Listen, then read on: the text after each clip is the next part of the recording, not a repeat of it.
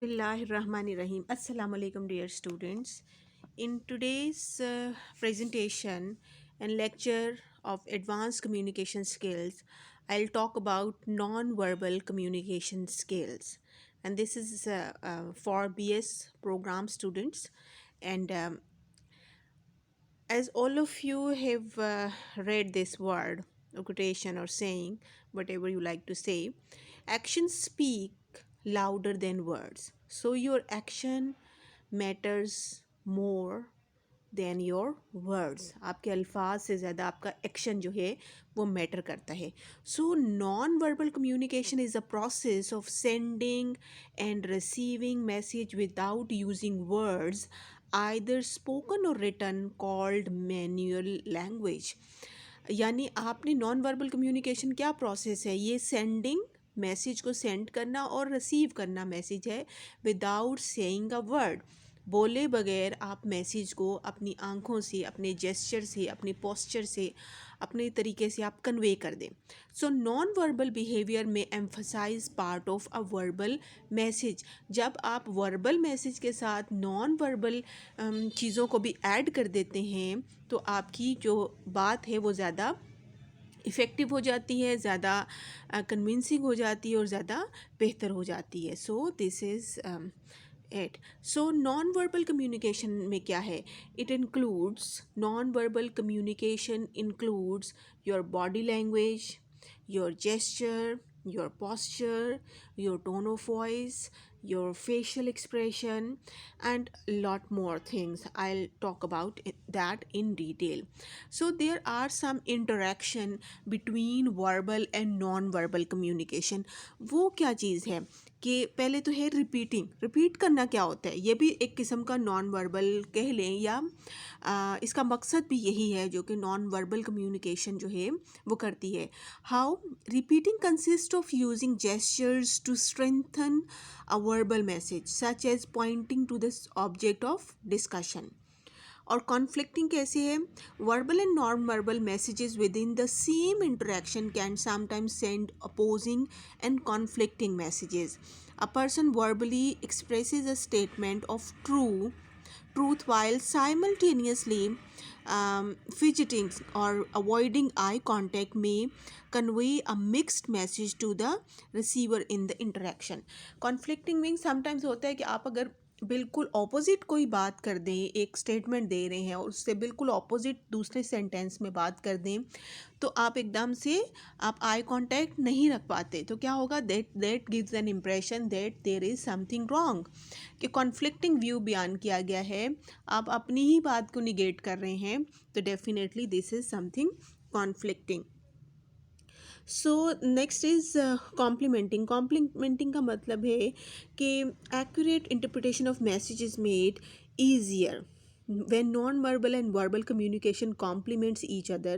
जैसे आपने किसी बात को एम्फसाइज करना है या किसी बात की तरफ इशारा करना है या आपने कोई मैसेज कन्वे करना है और आप उसके मुताबिक ही अपना जेस्चर देते हैं या अपने कोई एक्सप्रेशन देते हैं, या जिस तरह एक साइन ऑफ एक्सक्लेमेशन होता है रिटर्न में, तो आप क्या होते हैं, साइन ऑफ एक्सप्लेनेशन से हमें पता चलता है ये एक्सप्रेशन है, फीलिंग्स को बताया गया है, हुर्रा, अलास, हो ओ, इस तरह। तो आपने जब बताना है, बोलने में बताना है, तो आपको एक्सप्रेस करना पड़ता है through your non verbal expression and that complements your verbal communication. So there is a substituting, that is non-verbal behavior is sometimes used as the sole channel for communication of a message. People learn to identify facial expression, body movement, and body posturing as corresponding with specific feelings and intentions. Non-verbal signs can be used without verbal communication to convey messages. When non-verbal behavior does not effectively communicate a message, verbal methods are used to enhance understanding. Then there is regulating non-verbal behavior also regulates our conversations. For example, touching someone's arm can signal that you want to talk next or interpret. ठीक है ना, अगर आप साथ में बैठे हैं किसी शख्स को टच करते हैं, मीन्स बाजू को हाथ लगाते हैं, या you want to say something, this is a signal. ठीक है, आप कुछ कहना चाहते हैं. For example, a person who is verbally expressing anger may accent the verbal message by shaking a fist. आपने गुस्से का इजहार करना है तो आप क्या मुक्का बना दें, तो इससे पता चलेगा यू आर एंग्री, आप गुस्से में हैं. So that regulates your verbal message. So there are some elements of non verbal communication. वो कौन कौन से हैं? आपकी अपीयरेंस, स्पीकर का क्या है, उसकी clothing, hair style, neatness, then his body language, his facial expression, gesture, posture, tone, and speech rate. All these are elements of non-verbal communication. What is facial expression? How can we say that facial expression matter a lot? Facial expressions suggest enthusiasm for your topic. आप बड़े lively हैं, energetic हैं, आपके चेहरे पे नज़र आ रहा है कि you are very like you have command on the subject. तो क्या होगा, you will be enthusiastic. A mobile face is an interesting face. बिल्कुल स्टैटिक सा हो, बिल्कुल आप हार्ड सा आपका चेहरा हो, and there isn't any expression और फीलिंग, तो क्या एक मिलता है कि the person is not interested in the topic. So look at the audience, give them the feel of high interest in them and your topic. ऐसे बात करें, ये ऐसी अपीयरेंस के साथ आएँ कि लगे कि सुनने वाला जो है उसे लगे कि you have come with the purpose to give your knowledge to them. ठीक है, आप अपनी नॉलेज शेयर करने आए हैं, या आपके पास इतना नॉलेज है, आपको इंटरेस्ट है उस टॉपिक में कि सुनने वाला भी सुने. फेशियल एक्सप्रेशन से पता चलता है. Then there is gesture. Gesture जो होता है, any time any type of movement. कैसी है? Like movement of your hands, arms, heads, shoulders are termed as gesture. जो भी आपके हाथ का हिलाना है, आपका बाजू का हिलाना है, कंधों का, जैसे कंधे उचकाएंगे तो आप जाहिर करेंगे यू आर नॉट इंटरेस्टेड. ठीक है ना, आपने अगर हाथ, आप बाजू हाथ से इशारा किया तो यू आर पॉइंटिंग समथिंग. ठीक है, आपने सर को हिलाया तो it means you are agreeing. आप नेगेटिव में सर हिलाते हैं तो इट मीन्स कि you are not in favour of that thing, कि आप उसके साथ जो है वो मान नहीं रहे. So these are all called gesture. Gesture जो है इट हैज़, इसको मैं थोड़ा डिटेल में बताती हूँ. किनेसिस जो है at a more micro level, अगर हम जेस्चर को थोड़ा माइक्रो लेवल पे देखें तो वो क्या है, दैट इज़ किनेसिस. वो क्या है, at a micro level there is an entire science of body movements called kinesis, of which gesture are part. जैसे है एम्बलेम्स. एम्बलेम्स क्या होते हैं, behaviour that has a direct verbal counterpart such as the thumb upward for hitchhiking, the arm wave for hello or goodbye. ठीक है ना, एम्बलेम्स क्या होते हैं, ये ही है कि आपके बिहेवियर से डायरेक्ट वर्बल आपका जो आप बात कर रहे हैं वो कॉरिस्पॉन्ड कर रही. कैसे है, आपने थम्स अप किया मीन्स गुड लक, आपने हाथ को वेव किया तो आपने हेलो कहा, गुड बाय कहा. ठीक है, हाय करते हैं तो आप you like wave your hand. ठीक है, इसी तरह इलस्ट्रेटर्स हैं. इलस्ट्रेटर्स क्या होते हैं, they belong they belong the gesture, here belong the gestures. Usually the arm used to describe a circle or a finger pointing to emphasize a point. जैसे आपने सर्कल बनाना हो तो आप क्या करेंगे, अपनी पूरी बाजू घुमा के बताएंगे. ठीक है, you can practice it on your own. तो क्या होता है, दीज आर इलिस्ट्रेशंस, इलिस्ट्रेट करने के लिए भी बताते हैं. सर्कल बनाना हो तो बड़ा आसानी से सबको समझ आ जाएगा, जो कोई भी देखेगा. Then is affect displays. Affect displays होते हैं, स्पीकर्स में use any of the primary emotional states usually via facial expressions. आप अपने चेहरे से एक्सप्रेशन बता सकते हैं. कैसे, हैप्पीनेस, आप खुश हैं तो आप स्माइल करेंगे. इफ़ यू आर सैड तो आपका चेहरा थोड़ा सैग कर जाएगा. एंगर होगा तो आप थोड़ा सा फ्रोन करेंगे. फियर होगा तो आप थोड़ा सा शिवर करके पीछे होंगे. दैट यू आर सरप्राइज होगा तो एकदम आप मूवमेंट करके दिखाएंगे. तो इसी तरह से इंटरेस्ट होगा तो एकदम से आप जो है मोटिवेटेड दिखाई देंगे. So these are affect displays. ठीक है. फिर नेक्स्ट होते हैं जी रेगुलेटर्स. रेगुलेटर्स होते हैं speakers use body movements of their audience to search out responses to their message. Thus, listeners may nod their heads, maintain eye contact, shift their postures, incline their heads to hear better. अब जो है speaker जो है body language use करता है और सवाल करता है, सपोज़ जिसमें आप सर हिला के जवाब दे सकते हैं, अपनी पोजीशन चेंज करके कर सकते हैं, आप आई कांटेक्ट करके कर सकते हैं. So the speaker regulates the movement of the audience. ठीक है. आप मूवमेंट ऑफ द ऑडियंस से सवाल करेगा तो सारे अटेंटिव हो जाएंगे. कुछ पूछेगा तो कोई हाथ उठाएगा, कोई ज़ुबानी जवाब देगा, कोई येस नो कहेगा, कोई सर हिलाएगा, like that. Then there is adaptors. Adaptors जो होते हैं, these are often the unintentional movements to a physical or psychological state. ठीक है. स्क्रैचिंग अ नोज, नाक को आपने रगड़ रहे हैं. फिर ट्विस्टिंग अ पेंसिल, या पेंसिल को आप घुमा रहे हैं. सूदिंग ईयर, या अपने बाल अपने सीधे करें. तो so these are the adapters. Hand and arms gestures are use for several reasons. ये जो जेस्चर्स हैं ये हम बहुत सारी रीजन्स की वजह से इस्तेमाल करते हैं. पहली क्या है, टू एम्फसाइज. एम्फसाइज करने के लिए क्या है, for example the clenched fist. Clenched fist आपने मुक्का बनाया हुआ है. ठीक है. तो क्या होगा, for emphasize a point by either hitting the palm of the hand or shaking it upright before the audience. या तो आप हाथ मुक्का बनाएं और पाम पे मारें, यानी अपनी दूसरे हाथ की हथेली पे मारें, यानी आप एम्फसाइज करना चाह रहे हैं. इसी तरह पॉइंट करने के लिए the index fingers calls attention, indicating either location और डायरेक्शन. आपने इशारा करना हो, आपने कोई बताना हो कि इस सिमत में जाएं, या इधर दाएं तरफ देखें अपने, या बाएं तरफ देखें, या कुछ भी आप you can point. Then there is to reject. ये जो हैं ये अडेप्टर्स हम यूज़ करते हैं और रिजेक्ट करने के लिए भी. A sample um preface sorry phrase accompanying these gestures would be, I can't believe the action of our competitors here.